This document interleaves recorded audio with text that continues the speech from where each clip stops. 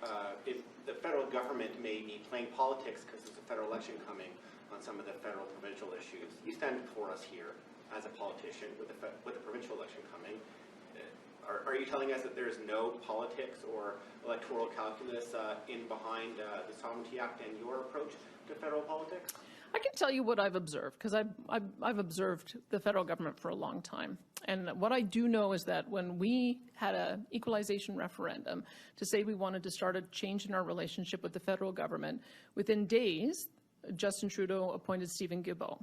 Stephen Guilbeault has since denounced that he wanted to have an emissions cap on fertilizer, emissions cap on oil and natural gas, that he wants to have a mandatory carbon capture on our power grid, that he wants to have mandatory purchase of combustion engine vehicles, that we're bringing through clean fuel standards, that he wants to increase the amount of biodiversity coverage in our province.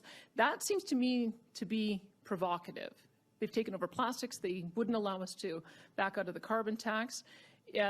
How many hits can Alberta take before we say stop it, put up a shield, and start pushing back? So I would say that everything that I have done to this point has been in response to what I have seen as a hostile federal government invading our jurisdiction. And I think Albertans expect me to stand up for Albertans. That's what I'm going to do. All right, let's hit the phone line.